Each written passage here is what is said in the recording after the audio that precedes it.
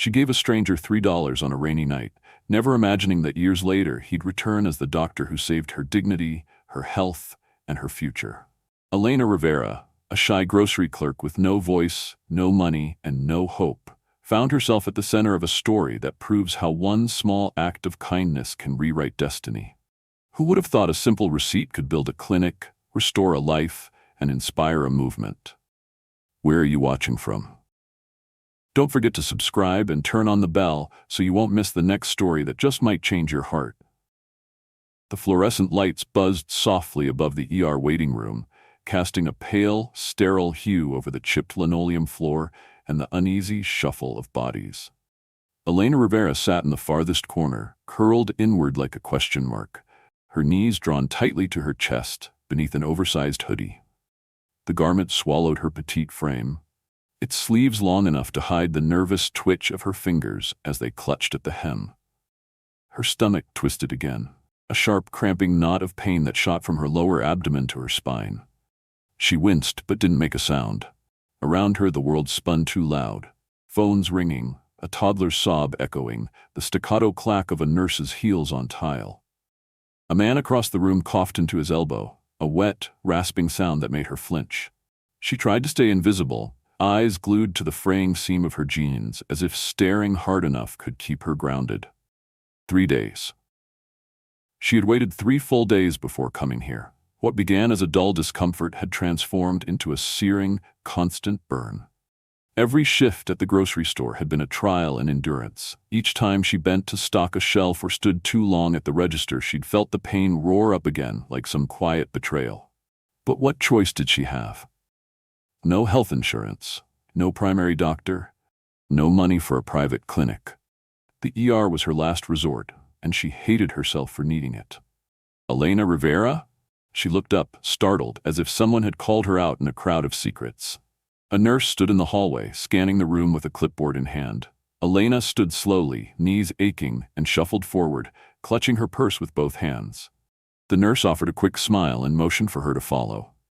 The hallway was narrow, lined with closed doors and carts of medical supplies. Elena's heart thudded with each step, like she was walking deeper into a place she didn't belong. The nurse, brisk but kind, led her into a modest examination room with light blue walls and a single vinyl bench. "You can change into this," the nurse said, handing her a gown folded into a plastic-wrapped square. "The doctor will be with you shortly." Elena nodded and murmured a thank you, but her voice was hoarse with dryness. She waited until the nurse left before unzipping her hoodie, folding it carefully, and struggling to tie the gown behind her. Her fingers fumbled with the strings, and she winced when another sharp pulse of pain made her clutch her side.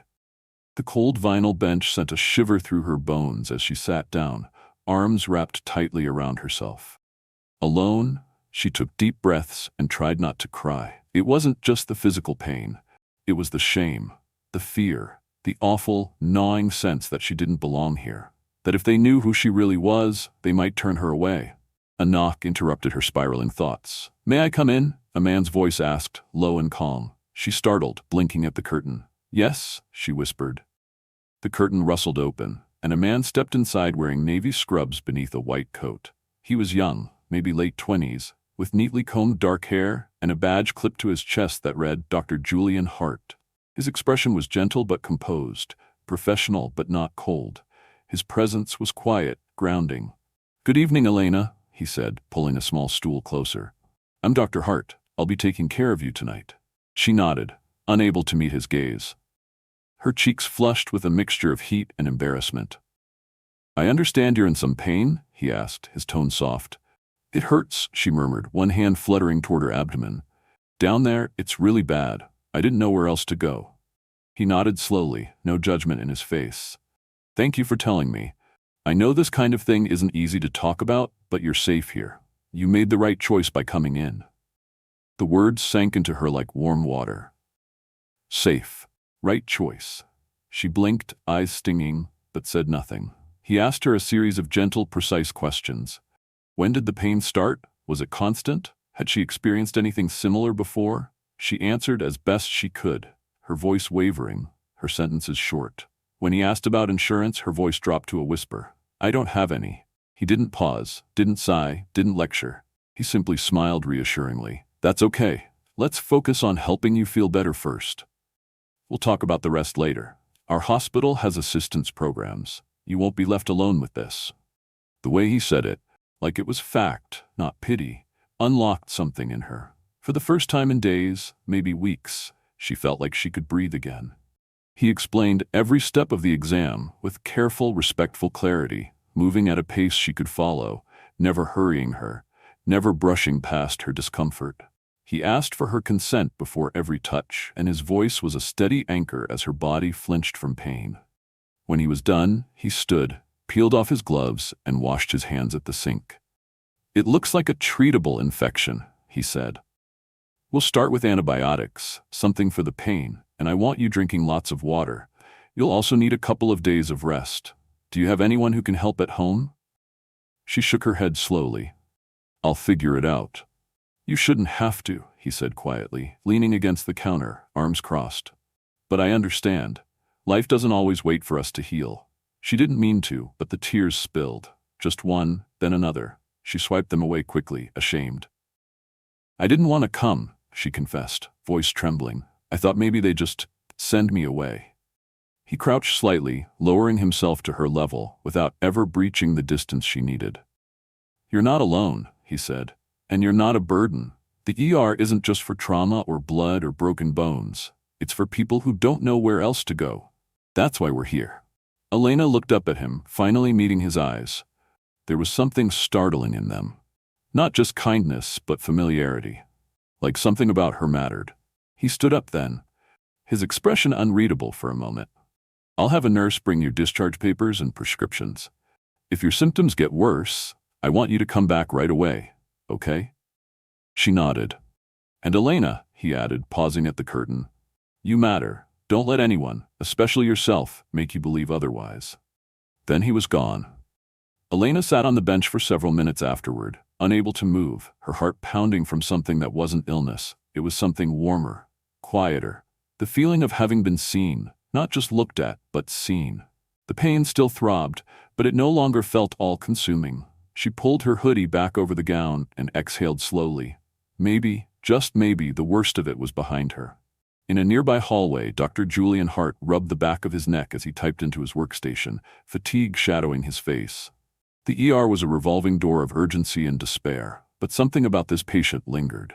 Her eyes, the way she sat, so small, so clearly terrified, and still thanked him like he'd done more than his job. He opened her file to update his notes. Elena Rivera, 24. Hispanic.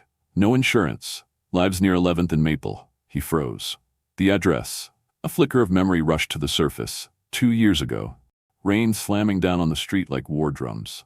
Julian, then just a final-year med student, stood in line at a corner market, soaked to the bone, backpack sagging with broken straps. He had picked up a pack of cheap noodles and an energy bar, praying his card would work. It hadn't. Twice. He remembered the way shame had risen in his chest like bile. He'd muttered something to the cashier about leaving it, about being fine, when a soft voice behind him had said, I got it. He turned. A girl in a supermarket apron with a crooked name tag. Elena. She looked barely out of college, hair pulled into a braid, expression calm, not pitying, just steady. It's just $3, she'd said. Don't worry about it. He had tried to refuse. She insisted. He walked out into the storm, clutching the bag, unsure if the thing that stunned most was his pride or the fact that someone had seen his need. That receipt, he had found it weeks later, tucked in his coat pocket, and somehow he never threw it away. Now, staring at the screen, at her name, he felt his throat tighten. Elena Rivera. He pushed back from the desk, the noise of the ER fading behind him as he walked down the hallway. Something more than duty pulled him forward now. Something personal. Something owed. Something just beginning. Julian stood outside the small examination room for a full 5 seconds, his hand hovering near the curtain, suddenly unsure of what to do with himself. The sounds of the ER buzzed all around him, monitors beeping in steady rhythms, phones ringing off beat, the faint overhead voice calling for a trauma consult. But in his head, all he could hear was the rain. That night.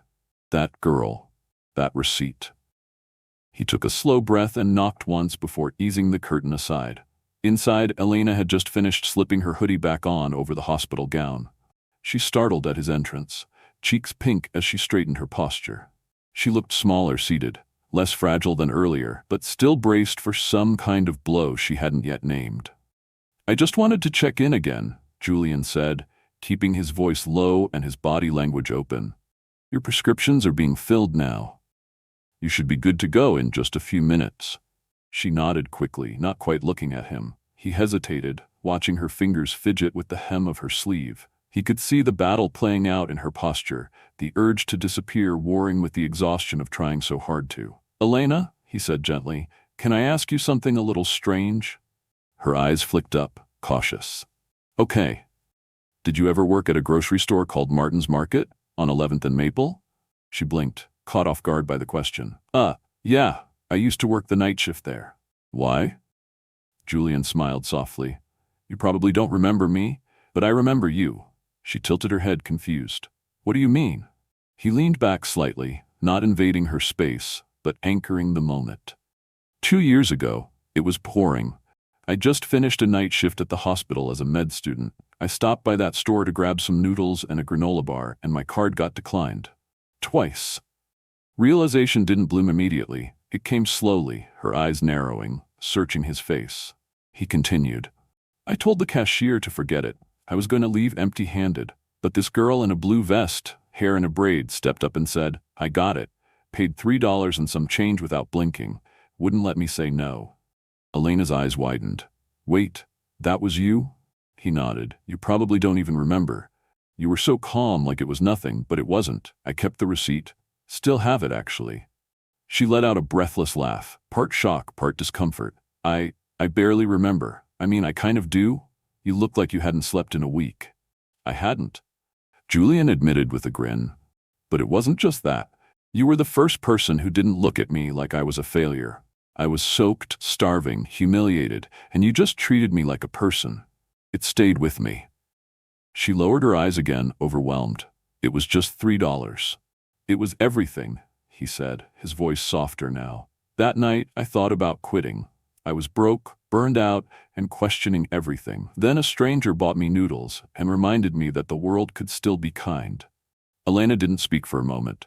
Her lips parted like she wanted to say something, but couldn't find the words. Finally, she whispered, "I didn't think you even noticed me." "I noticed," he replied. "And tonight, when I saw your name on that file, it hit me like a punch. I couldn't believe it." She shook her head slowly, half in disbelief. "This is crazy." "I know," Julian said, "but maybe it's the kind of crazy we don't get enough of." A nurse tapped on the wall outside and called his name. He stepped aside, motioning for Elena to stay seated. The nurse entered with a small white bag and a clipboard. "Elena Rivera," she said with a polite smile, "here are your prescriptions and your discharge paperwork. You're all set." "Thank you," Elena replied softly. The nurse handed her the documents and left, the curtains swaying behind her. Julian lingered as Elena gathered her things, awkwardly tucking the small pharmacy bag into her purse like she was afraid of dropping it. "Thank you, Dr. Hart," she said finally, rising slowly to her feet. "For all of this, not just the medicine." He gave her a gentle smile. "It's Julian, and thank you for reminding me of the person I always wanted to be." She smiled back, tentative but real, the first genuine one he'd seen from her. It lit her face in a quiet, surprising way, like the sun rising after a long night. Then she stepped past the curtain and walked into the hallway, back toward the waiting world. Julian stood still for a long moment after she left, staring at the empty bench. Later that night, after the last patient had been seen and the chaos of the ER had dwindled to a steady hum, Julian sat at his desk in the dim light of his office. He opened his wallet, thumbing past his ID, a faded photo of his mother, and a scrap of paper so worn it was almost translucent. The receipt. $3.07. Instant noodles. Honey granola bar. Cashier. Elena R. He had laminated it 2 years ago after finding it tucked in the pocket of the same hoodie he'd worn that night. It wasn't about sentimentality. It was about truth. The kind that grounds you. The kind you keep close when ambition starts to make you forget who you are. He stared at it now, fingers resting gently on the plastic sleeve. She had no idea, he thought. No idea what that one small moment had done. No idea How many times he'd pulled this receipt out when his startup nearly folded, when investors sneered at his dream of accessible care, when colleagues mocked his stubborn insistence on serving uninsured patients. He had held onto it like a compass. And now, fate had looped the circle. She had landed in his care, scared and hurting, the same girl who once bought him dinner without asking his name. He knew he had to do more than just treat her symptoms. He had to do right by her, whether she ever found out or not. Back in her apartment, Elena lay curled beneath a threadbare blanket, staring up at the cracked ceiling. Her body ached less now, but her mind buzzed with static. The conversation in the exam room kept replaying in her head. Julian Hart. She hadn't even looked at his badge closely at first. Just another doctor, she'd assumed. Professional, distant. But he wasn't. She remembered now, the night at the store. The rain had been relentless. She had barely made minimum wage and had been too tired to even take her apron off. But she'd seen the young man fumbling with his card, heard the resigned defeat in his voice, and acted without thinking. "It's just $3, she'd said. And it had been. Just $3. But now it felt like something else. Her laptop sat open beside her. She hesitated, then typed in his name. Dr. Julian Hart. The search results exploded. Podcasts, medical journal articles, a profile on a nonprofit tech startup aiming to create mobile clinics for underserved neighborhoods. Photos of him speaking at panels, visiting schools, lobbying for community health. He wasn't just a doctor, he was a force. She scrolled through interviews, her stomach nodding. In one he said, "Healthcare shouldn't be about status, it should be about access. Everyone deserves to feel human when they're at their most vulnerable." She closed the lid slowly, heart thudding. That was the man she'd helped feed? Her phone buzzed with a text from her coworker Janelle. "Hey, you okay? I heard you look kinda sick at work today." Elena didn't reply. She couldn't. The truth felt too big to put into words. She rolled onto her side and stared at the wall. Somewhere in the back of her mind, she wondered, had her kindness really mattered? Or was it all coincidence? A fluke? But then she thought of the way Julian had looked at her. Not with pity, not even with gratitude. With something like recognition. She closed her eyes and whispered to the dark, "I matter." Just once. Just to try it out. The word floated in the air, uncertain but brave. Tomorrow she would go back to work. She'd tape her discharge papers to the fridge and try not to worry about the things she couldn't control. But tonight, for the first time in a long time, she felt something small and glowing rise in her chest.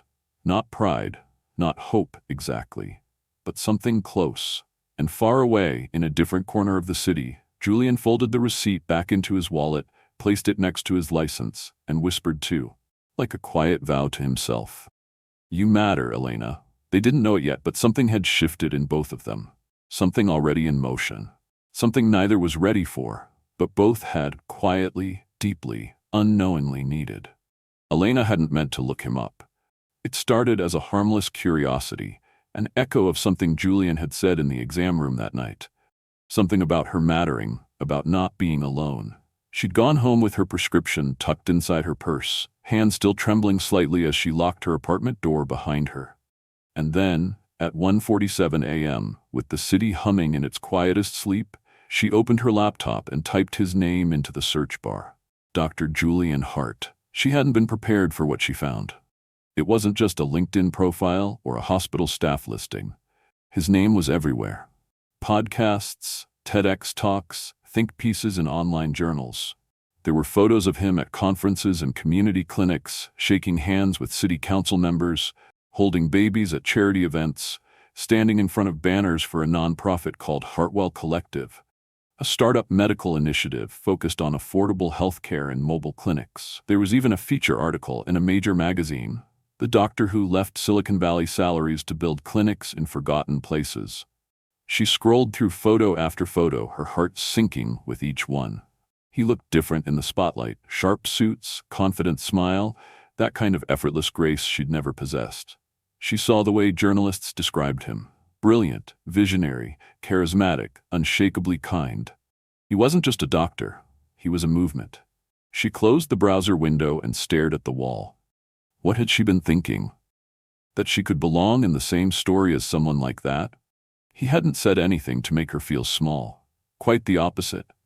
But now that she knew who he really was, her mind wouldn't stop racing. He must have seen how unremarkable she was, how awkward, how plain. He'd probably felt obligated to say something kind because of what happened at the grocery store.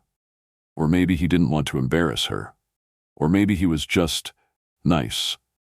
But whatever she thought that connection might have been, it was clearly lopsided. He was galaxies away from her world. So she did what she'd always done when things felt too big. She disappeared. At her follow-up call from the clinic 2 days later, she answered politely and rescheduled. Then she called again and canceled. Then she rescheduled for a week after that, picking a time she thought he wouldn't be on shift. Then she canceled again. Every time she looked at her phone, the guilt flared, but not enough to make her press confirm. She started taking longer shifts at the grocery store to avoid thinking. When her manager asked her to cover evenings for another girl who'd quit suddenly, she agreed without hesitation. It was easier to be busy, easier to say yes to something routine than to face a feeling she didn't understand. Besides, the pain was manageable now. The antibiotics had worked. The worst was over. She told herself she didn't need to go back. But it wasn't the infection that lingered. It was everything else, the way Julian had looked at her. The sound of his voice saying, "You matter." The fact that he'd remembered a $3 moment in a storm from years ago and still carried it in his wallet. That meant something, didn't it? And yet, Elena couldn't shake the sense that if she walked back into that hospital again, something would shatter. Her illusion, his kindness, the quiet comfort of believing she'd left a tiny good mark on someone who had gone on to do great things. Maybe it was better to leave it preserved, like a snow globe you never shake. Maybe it was better not to test the edges of that fragile warmth. Then came the first surprise. A full month after her ER visit, Elena stood at her mailbox clutching a week's worth of bills and advertisements when she realized something was missing. No hospital invoice, no prescription copay, no urgent red text stamped with "pay immediately." At first she thought she'd misplaced it. She dug through drawers, folders, her inbox. Nothing. The next week, still nothing. Finally, she stopped by the billing desk at the hospital. The waiting area was empty when she walked in, palms sweating. "Hi," she said to the woman behind the desk. I was here last month. I just wanted to check if my billing statement was ready." The woman typed her name into the system and frowned slightly. "Rivera Elena?" "Yes." She squinted at the screen, then turned it slightly. "Looks like you don't have any balance due. Everything's been resolved." Elena blinked. "Resolved? But I didn't pay anything." The woman offered a kind smile. "Sometimes, in special cases, we receive anonymous contributions. You're all set." Elena walked out of the hospital with a numbness spreading through her. She didn't need to ask. She knew. It had been Julian. He had done this, and he hadn't said a word. Her heart twisted with something more complex than gratitude. It was shame, but also something warmer. Something that made her want to cry and run and stand still all at once. She didn't know how to repay something like that. She wasn't even sure if she should try. Weeks passed. She kept her head down at work, but people had started to notice something different. Not in her, necessarily, but around her. Customers at the store sometimes lingered, watching her with recognition she couldn't explain. A woman once leaned in and whispered, "I saw your story online." Elena had stared at her, baffled. "What story?" The woman just smiled and walked away. It happened again at the pharmacy when a teenage girl offered to bag her purchases and called her brave. Elena hadn't had the courage to ask why. Then came the vitamins. She arrived home late one Thursday night, rain dripping from her sleeves, only to find a small brown package on her doorstep. No return address. Just her name, written in neat, slanted handwriting. Inside was a bottle of high-quality multivitamins and a note printed on cream-colored stationery. "From your friends in the Community Health Initiative. Take care of yourself. You're not invisible." No signature. No logo. Elena sat on the floor of her apartment, holding the bottle like it was made of glass. She knew who it was from. Or at least, she knew who had inspired it. The final push came in the form of an email. It arrived in the middle of the night. No subject, no signature. Just one sentence and a link. "You once said you liked numbers. This might help." She clicked the link and found herself on a website for a small nonprofit offering night classes in bookkeeping and accounting, with a scholarship program for low-income applicants. The deadline to apply was in 48 hours. Elena stared at the screen, then at the name of the sender. It was untraceable. The address didn't match anyone in her contacts, but the phrasing, "you once said," was familiar, too specific to be coincidence.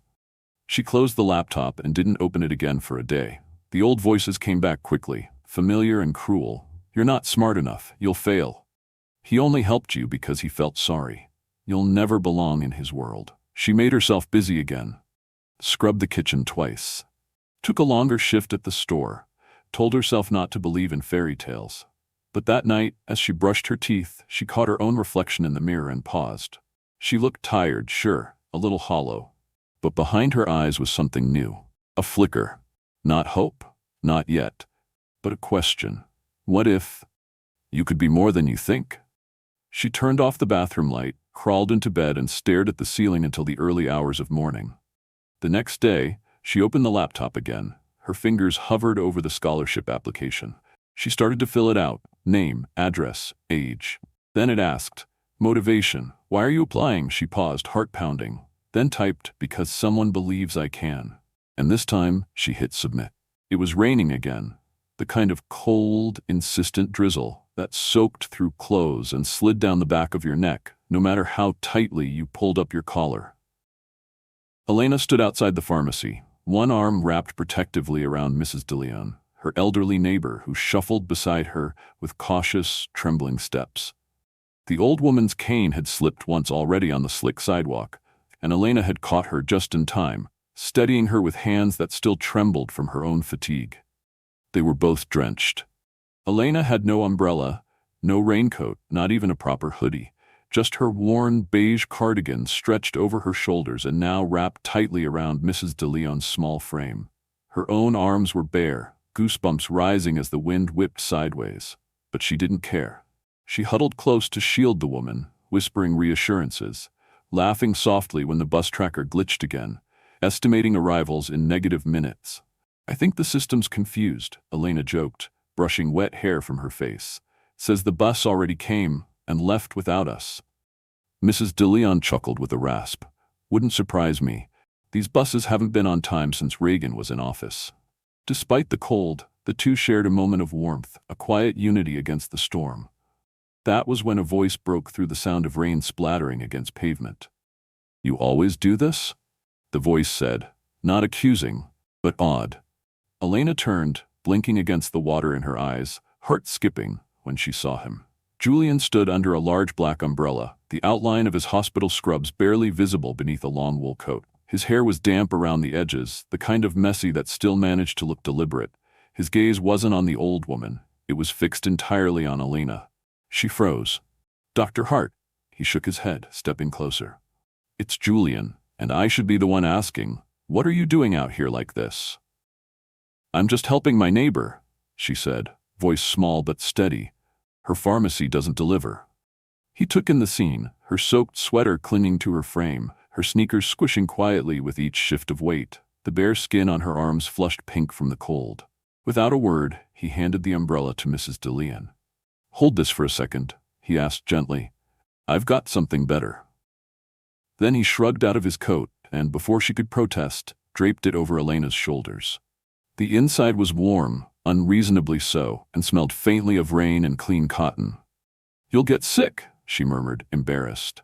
"I'll survive," he replied. They stood like that, beneath the flickering yellow light of a street lamp, the sound of distant traffic fading beneath the hush of falling rain. Time paused for a moment, the world narrowing to just them.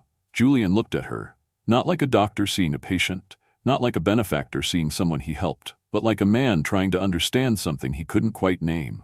"I wondered why you kept rescheduling," he said softly. "Why you disappeared." Elena looked down at her shoes, shifting. I didn't want to make things awkward." He tilted his head. "Why would it be awkward?" "Because," she hesitated, then sighed. "Because you're you and I'm me." He said nothing, just waited, eyes steady and unflinching. She took a breath and gestured vaguely with the pharmacy bag she still clutched. "I didn't even graduate college. I work part-time at a grocery store. I rent a room from someone's aunt. My best friend is 78 and has arthritis. There was a beat of silence, and then Julian let out a breath that was almost a laugh, but not mocking, just amazed.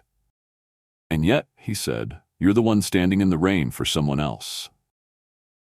She blinked, confused. He stepped a little closer, his voice soft but certain. When I was in med school, I thought success meant escaping all this. Money, influence, never being hungry again. But then one night I was broke, soaked, starving, and a stranger paid for my dinner. $3. That stranger didn't ask for anything, just helped. That changed everything. Elena's face flushed. I didn't mean anything by it. I know, he said. That's what made it mean so much. The bus finally appeared, headlights cutting through the rain. Julian helped Mrs. de Leon up the steps, waiting until she was settled before turning back to Elena, who stood there in his coat, looking like she wanted to run and stay at the same time. You don't have to avoid me, he said gently. You're not less because of your job, or your past, or anything. Elena bit her lip. But people like you don't end up with people like me. His smile was quiet. Then maybe people like me have been looking in the wrong places. For a second, neither of them moved. Then the rain eased, a sudden hush settling over the street like a curtain had been drawn back. Elena closed her eyes, letting the drizzle wash over her face. She wasn't ready for anything grand, not love, not salvation, but in that moment, she felt the tiniest flicker of possibility. Julian didn't press her. He just stepped back, his hands in his pockets. I'll see you at your next follow-up, he said. She hesitated, and then nodded. Okay. He turned and walked into the mist, leaving her standing there with the coat still wrapped around her like armor. She stood like that for a long time, until the bus had disappeared down the road, and the only sound left was the gentle splatter of rain on pavement. Back at home, she peeled off the coat and hung it over a chair like something sacred. Her fingers ran over the stitching inside the lining, clean, precise, like everything about him. She sat on her bed and stared at it, unsure if she wanted to cry or laugh. People didn't usually come back for her. People didn't usually notice her at all. But he had. The next morning, she almost called the clinic to cancel again. Old habits die hard. But instead, she opened her laptop and checked the scholarship website. Her application was still under review. A tiny green bar blinked at the bottom. Thank you for your submission. She stared at it, wondering if she should have written more. Maybe added something about her mother, or her childhood, or the way she used to draw diagrams of grocery store aisles for fun. Maybe the answer she gave, because someone believes I can, wasn't enough. But Julian hadn't needed her to say much to see her. Maybe the committee wouldn't either. That night, she got another package. This one was smaller, left in the mailbox. No name, just her address written in the same tidy handwriting as before. Inside was a tiny compass necklace, delicate, silver, understated. A small card was tucked inside. For the days you forget which direction is forward, you already know, just keep walking. No signature, but she knew.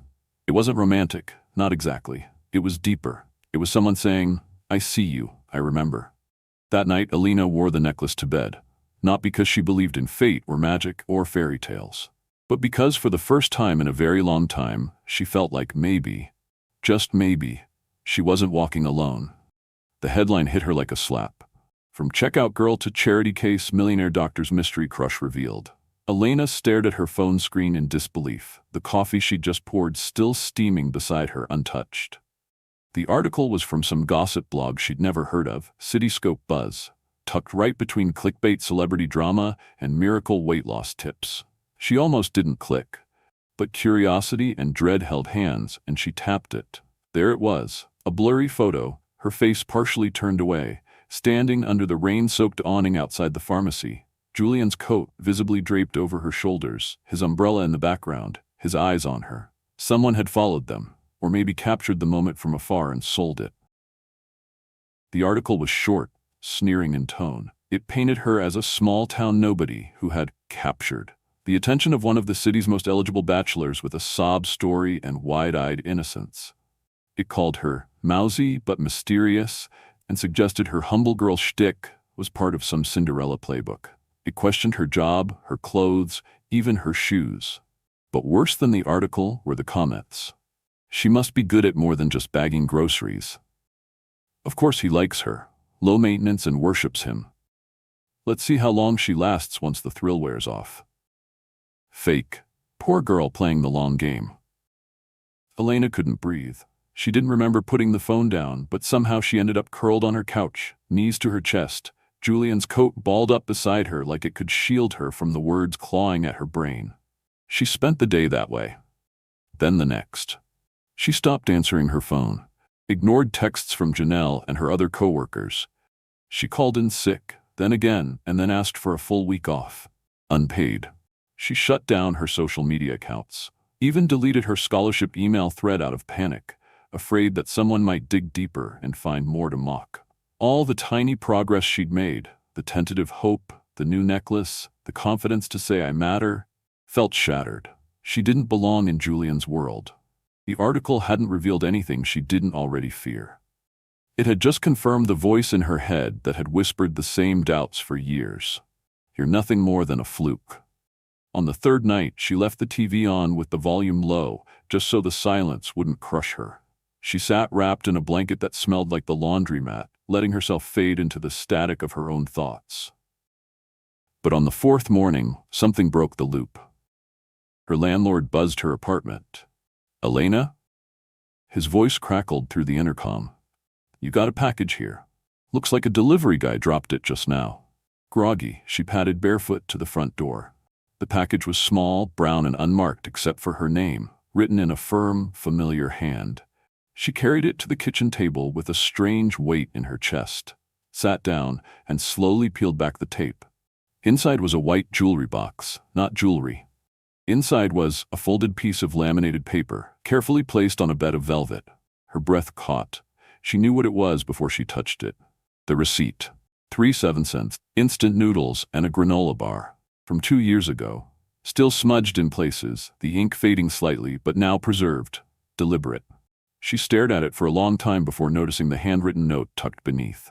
It wasn't long, just a few lines on thick ivory paper. That night, you gave me $3. I've kept that receipt ever since to remind me of the kind of world I believe in. Today, I return 2 things in exchange: trust and a chance at love. No signature. But she knew.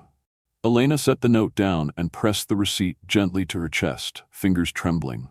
For a moment, everything inside her went still. It wasn't defiance that stirred, not yet courage either. Just clarity. People would talk, they always had, about how she looked, what she did, what she didn't deserve, about why someone like Julian Hart might see someone like her. But in this small, silent moment, with a laminated memory in her lap and a note that spoke louder than any news headline ever could, she understood something elemental. It had never been about charity, or pity, or the performance of kindness. It had been about being seen. And finally, being remembered. She wiped her eyes, not because she was embarrassed, but because something inside her had softened. The walls she'd built against hope had cracked. No more hiding. No more apologies for being kind, for being her. She stood, walked to the window, and drew the curtain aside. Morning light spilled in, gentle and golden, and she didn't flinch. The world wasn't perfect, but maybe, just maybe, she was allowed to live in it without apology. She didn't text Julian, not yet. She needed space to feel everything: the fear, the disbelief, the quiet, growing sense that her story wasn't over. But she folded the note and the receipt back into the box and placed it gently on her nightstand. A reminder that when the world tried to shrink her into the background, one person had chosen to see her whole. And that, no matter how loud the voices got, online or in her own head, was something they couldn't take away. Outside, the city moved on. Horns blared, feet splashed through puddles, people carried umbrellas and newspapers and coffee cups, unaware of the girl standing by the window, rediscovering her reflection. But inside, Elena Rivera finally stood in her own story, not as a footnote, but as the one holding the pen. Elena stood outside the hospital for nearly 10 minutes before she could make herself move. The automatic doors slid open and closed as people came and went. Patients with bandaged hands, nurses on coffee runs, a mother chasing a toddler who kept trying to push the wheelchair ramp button just to watch the light blink. Elena watched it all, invisible beneath her hoodie, the strap of her purse cutting into her shoulder. Inside, the receipt box sat, Tucked safely among her things, the note folded carefully inside, like a fragile heartbeat. Her stomach churned. She didn't know what she was going to say. She just knew she had to say something. With a breath she didn't know she'd been holding, she stepped forward. The doors whooshed open, and the familiar antiseptic smell of the ER wrapped around her, instantly bringing back memories of pain, of soft voices, of being told she mattered. A receptionist recognized her and gestured toward the back. "Break room," she said with a smile. "He's just finishing up paperwork." Elena nodded, her throat dry, her legs suddenly heavy. She made her way down the corridor, past the curtained rooms, past the crash cart she remembered from her first visit. Everything looked the same, but she didn't feel the same walking through it. When she reached the door to the staff break room, she hesitated again. Inside, Julian sat at a small table, head bent over a folder, scribbling notes in looping, focused handwriting. His white coat was draped over the back of his chair, sleeves rolled up to his elbows, revealing forearms dusted with raindrops and ink smudges. She didn't knock. He looked up on instinct, and his eyes widened slightly, but not in alarm, not in confusion, in recognition, and in quiet, unmistakable gladness. "You came," he said softly. "I did," she replied, her voice just above a whisper. "I had to."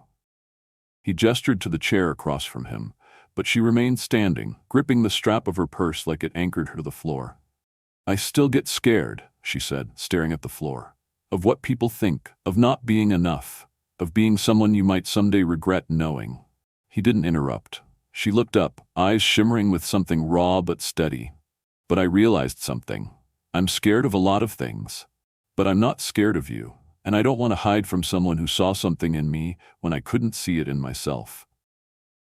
The silence that followed wasn't awkward. It was full, like something waiting to be named. Julian stood slowly, not reaching for her, just walking around the table until he stood near enough that she could feel his presence but not his pressure. "I don't need you to be fearless," he said. "Fear is human, but I'd be honored to walk beside you while you learn to trust again." He reached into a folder on the table and pulled out a folded pamphlet, handing it to her. The title read, "Community, Wellness, Education, Dignity," printed in both English and Spanish. She opened it carefully. "Your idea?" she asked. "Ours now," he said with a small smile. "We're expanding the program, free clinics, mobile education units, mentorship, and we need people who understand both sides. Not just the medicine, the fear, the waiting, the part where you're not sure if you deserve help." Her brow furrowed. "You want me to help build this?" He nodded.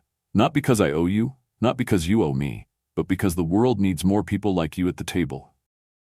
She looked down at the pamphlet, then back at him. "I'm not a public speaker. I'm not a nurse or a counselor. You're someone who shows up in the rain with no umbrella to help a neighbor," he said.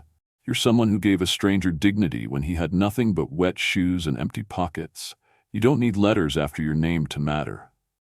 Elena's eyes welled again, but this time she didn't blink them away. "Would I be doing what?" she asked, her voice smaller now, uncertain. "Helping us reach people," he said. "Designing materials in both languages, visiting communities, telling your story when you're ready, listening to theirs, being who you are, open, real, brave." She laughed once quietly. "Brave? You're here, aren't you?" She hesitated, then reached into her purse and pulled out the receipt box. She handed it to him without a word. He opened it slowly and stared at the contents, like it was an artifact, not just a piece of faded thermal paper and a folded note. "I got it back," she said, "and I didn't know what to do with it, but I didn't want to keep it locked in a drawer." He closed the lid gently and looked up at her. "That receipt changed my life. Not just because you paid for something, but because you looked me in the eye like I was worth helping." Elena swallowed. "I thought you were just being nice because you felt sorry for me." "I was being kind," Julian said. "But not out of pity, because I recognized something I hadn't seen in a long time. Strength. Quiet, steady, terrifying strength." They stood there in that quiet corner of the break room, the hum of vending machines and distant hospital alarms fading around them. "So," he said finally, extending his hand. "Not as a doctor, not as a millionaire, but as a man offering something honest. Would you consider helping me build this?" Elena stared at his hand for a long moment, then slowly placed hers in his. Her palm fit into his easily, his grip warm but gentle. "I want to try," she whispered. He didn't say anything, just smiled, the kind of smile that didn't need words. Outside the break room window, the clouds had broken. Light streamed in, golden and soft, bouncing off the white floors like hope made visible. For the first time in a long time, Elena felt the smallest, most beautiful certainty bloom inside her. She didn't have to be fearless. She just had to be present. And finally, she was. A soft breeze drifted through the open courtyard, tugging gently at the edges of the satin ribbon stretched across the double doors of the community health clinic. The sign above them, newly installed and freshly painted, read, Centro de Bienestar Maria Esperanza. Not officially named after Elena, but everyone who had helped build the place knew exactly who had inspired it. Elena stood to one side of the entrance, smoothing invisible creases from her skirt and adjusting her blouse for the third time. Her hands trembled, not from fear this time, but from something far more surreal. It had been a year since she'd walked back into that hospital with Julian's note in her purse and doubt still clinging to her like fog. A year since she dared to believe that kindness could be something more than a fluke. And now she was here. Not as a patient, not as a footnote, but as a founding member of a team that made healing feel human. Children darted between folding chairs, chasing each other with balloons tied to their wrists. Nurses in brightly colored scrubs handed out health kits and stickers, while volunteers from every walk of life, young students, retired teachers, even a few former patients, helped guests sign in at check-in tables decorated with streamers and pots of paper flowers. A mobile clinic sat at the edge of the lot, doors open wide, ready to welcome anyone too nervous to enter the building. Across the lawn, an elderly mariachi band played softly, their gentle rhythms adding life to the late afternoon sun. And at the center of it all stood Julian, dressed simply in a button-down with his sleeves rolled to his elbows, a microphone in hand, and that quiet, steady presence that never demanded attention but always earned it. "Good evening," he said, his voice amplified just enough to carry across the crowd. "Thank you all for being here today. It's hard to believe this started with nothing more than a conversation and a dream." He paused, scanning the faces in front of him, families, friends, city officials, donors, and people who lived in the neighborhood where the clinic now stood, like a lighthouse in the fog. "We didn't want to build just another building. We wanted to build a place where healing felt possible, not just medical treatment, but dignity, not just prescriptions, but connection." He looked toward Elena, their eyes meeting across the crowd. "And for me," he continued, "that dream was rekindled by one woman. A woman who once hesitated to ask for help, who thought she didn't belong, who believed she had to shrink to fit someone else's story. But instead, she chose to write her own." The crowd turned slightly, following Julian's gaze to where Elena stood, cheeks flushing, heart thundering. She smiled shyly, her hand pressing lightly to the compass necklace resting just above her collarbone. "She didn't walk into my office as a patient," Julian said. "She walked in as a mirror. She reminded me of why I started all of this. Not for accolades, not for headlines, but for people like her, people who carry strength quietly and change lives without ever meaning to." He stepped down from the podium and crossed toward her, microphone forgotten, applause rising in the background. He didn't make a spectacle of it. He didn't need to. He just took her hand, gently, respectfully, the way he had always done. And in a voice meant only for her, he said, "I want to say this not as a doctor or a founder, but as someone who has had the privilege of watching you become exactly who you were always meant to be." Elena's eyes brimmed with tears, but she didn't look away. "We met because you believed someone else was worth helping," Julian said. "Tonight, I'm only asking you to believe the same about yourself." The applause faded into soft chatter as the next speaker took the mic, and Elena let herself exhale. Julian didn't let go of her hand, and she didn't want him to. Later, as the sun dipped low on the horizon, casting everything in gold and rose, and the kind of light that made even broken sidewalks seem sacred, Elena and Julian slipped away from the crowd. They walked down a familiar street lined with murals half-faded by time and sunshine, past corner bodegas and cracked sidewalks until they reached it. The grocery store. Martin's Market hadn't changed much in 2 years. The signage was still slightly crooked. The sliding doors still squeaked. The flickering fluorescent lights still buzzed like they had something to say. Elena stopped in front of it, a soft smile tugging at her lips. "Funny," she said, reaching into her purse. "I never meant to keep this." She pulled out the yellowing receipt, now protected in a simple clear sleeve, the ink still faded but legible. $3.07, instant noodles, honey granola bar. "I almost threw it away so many times," she said. "It was just noodles, just $3. But I kept it. Maybe because I needed to believe I'd done one thing right in the middle of a mess." Julian took the paper from her hands like it was made of glass. He didn't smile, he didn't joke, he looked at it like it was holy. "You did," he said. "That day you changed the trajectory of my life. Not because of the money, but because of how you looked at me when you handed it to me. Like I mattered, like I wasn't invisible." She swallowed thickly. "I thought you were just being nice to repay me." "I was being kind," he replied. "But not because I owed you. Because I recognized your strength. And because I still believe in the kind of world where $3 and a little courage can ripple into something extraordinary." Elena smiled then, not shyly, not carefully, but wide and free. The kind of smile that starts from somewhere deep inside and spills out like sunlight through glass. "I used to think I was the background in other people's stories," she said. "But you made me feel like I could be more." "You already were," Julian said. "I just got lucky enough to notice." They stood there in the fading light, surrounded by the mundane beauty of grocery carts, kids laughing in the parking lot, and the hum of a city that had always moved a little too fast. It wasn't grand. It wasn't a fairy tale. It was real. And then, as the sky shifted from gold to indigo, Julian reached for her hand again. "So," he said, voice playful, eyes warm, "should we go inside? I feel like I owe you a real dinner." Elena laughed, head tilted back, laughter ringing like a bell. "Only if I get to keep the receipt."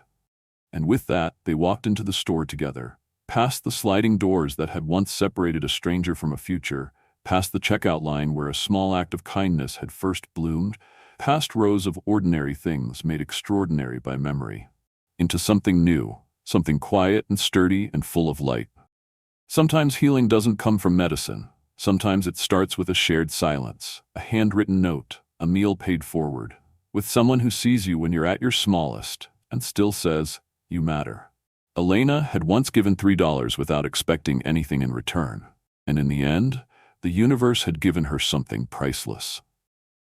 A place, a purpose, a hand to hold, and a story that was finally her own. The clinic was quiet, just for a moment. The last of the visitors had gone, the cleanup crews had begun stacking folding chairs, and the mariachi music had faded into memory. Elena stood near the reception desk, her name now printed beneath the clinic's glass welcome sign, Outreach and Community Liaison, Elena Rivera. She traced the letters with her eyes, her fingers brushing lightly against the cool surface. It felt surreal. This name, her name, wasn't just scrawled on a time card or stitched onto a discount store apron anymore. It was etched here, part of something that would stay. She stepped outside into the golden wash of early evening. The street smelled like sun-warmed asphalt, and fresh-cut cilantro from the taco cart still parked across the road. Julian waited by the gate, sleeves still rolled, clipboard tucked under one arm, tie long since abandoned. His smile was tired but full, like he'd finally exhaled after months of holding his breath. "Want to take a walk?" he asked. Elena nodded. They walked side by side down a street neither of them had planned to return to, past the mural of the Virgin de Guadalupe that someone had recently repainted, past the bus stop where Mrs. DeLeon once almost slipped, past the intersection where it had all once felt too big and too far. The grocery store was still there. Martin's Market. Same crooked sign, same dent in the cart return. The only thing that had changed was the awning. They'd finally replaced the old one with a faded green canvas that read, "Neighborhood Proud." Elena stood in front of the sliding glass doors and stared at her own reflection. For a split second, she saw herself as she had been 2 years ago. Tired, damp, invisible, clutching 7 crumpled bills and debating whether to buy a single roll of toilet paper or another instant meal. And then she blinked. The reflection shifted. Same face, same frame, but different eyes. She reached into her bag and pulled out the laminated receipt. $3.07. Instant noodles and a granola bar. The ink was smudged now, softened from all the times she had touched it, traced it, held it against her chest like it might steady her. "I kept it," she said softly, not even sure she'd meant to speak. Julian turned toward her. She continued, "There were days I told myself I didn't need it, that it didn't matter, that it was just a receipt, but I couldn't throw it away." He took it gently from her hand, reverent as ever. "I couldn't either." They stood in silence for a beat. Then Elena laughed, the sound light and unexpected. "Do you remember what kind of noodles you were buying?" He smiled. "Chili shrimp, I think." "Oh no," she said, pretending to gag. "You deserved better." "I didn't," he replied, "but you gave it to me anyway." He folded the receipt and slipped it back into her palm, closing her fingers around it. "You once told me that kindness doesn't need a reason," he said. "But I want to give you one now. Not because I owe you, but because this," he motioned around them. "None of this would have happened without that moment. You reminded me that people matter more than systems, more than plans, more than pride." Elena looked up at him, really looked, not as a man who had changed her life, but as someone whose life she had unknowingly changed first. "I used to think I didn't matter," she whispered. "Not really. I thought if I disappeared, no one would notice, no one would care." Julian didn't say anything. He didn't have to. She stepped forward, closing the distance, and wrapped her arms around him. Not as a gesture of thanks or romance, but as something truer. An embrace born from two people who had walked through the fog and found something clear on the other side. He held her gently, his hand resting between her shoulder blades. When they pulled apart, he looked at her with that same quiet focus that had anchored her the first night they met. "What are you thinking?" he asked. "That I want dinner," she said, smiling. "Same. And I want to pay for it." "Absolutely not, Julian," she said, raising an eyebrow. "Elena," he replied, matching her tone. They stared each other down like two kids in a game of chicken. Then she smirked. "Fine," she said, "but I'm keeping the receipt." They stepped inside the store, the air cool and familiar. The shelves were stocked with the same brands, the same specials written in dry erase marker near the registers. The cashier was new, a teenage boy with earbuds half hidden under his hoodie, but he greeted them politely. Julian grabbed a basket, and Elena led the way. They picked out ingredients for real food this time: pasta, garlic, olive oil, fresh parsley. Julian snuck a pint of mint chip ice cream into the basket when she wasn't looking. "Seriously," she teased. "It's a celebration," he said. She shook her head but didn't make him put it back. At checkout, Elena handed the cashier a crisp 20 and took the receipt before Julian could reach for it. He gave her a look. She tucked the new receipt into her wallet beside the old one. "Don't worry," she said. "I'm framing both." They stepped back outside into the lavender dusk, grocery bags swinging between them. "I still don't know how all of this happened," she said. "One minute I was scared to even walk through the ER doors, and now you're helping run a clinic that serves over 500 families a month," Julian said. "Now you're designing outreach campaigns in 2 languages. Now you're making the system better from the inside." Elena stared ahead at the sky, turning shades of rose and violet. "I don't feel like the same girl." "You're not," he said, "but she got you here. You should thank her sometime." She reached over and took his hand, simple, unceremonious. "Thank you," she whispered. They walked home together, passing quiet shops and flickering street lamps, their steps slow and sure. The world no longer felt too large or too loud. It felt lived in, intimate. When they reached her building, she paused at the gate. "I think I'm ready to tell my story," she said. Julian nodded. "Whenever you are, we'll be listening." She smiled, heart full, breath steady. A week later, her story appeared on the clinic's website, in her own words, alongside a photo of her in front of the clinic doors, arms crossed, sunlight behind her. It didn't start with tragedy. It didn't start with heartbreak. It started with, "It was just $3, but it changed everything." The comments were kind. The messages from women who saw themselves in her were overwhelming.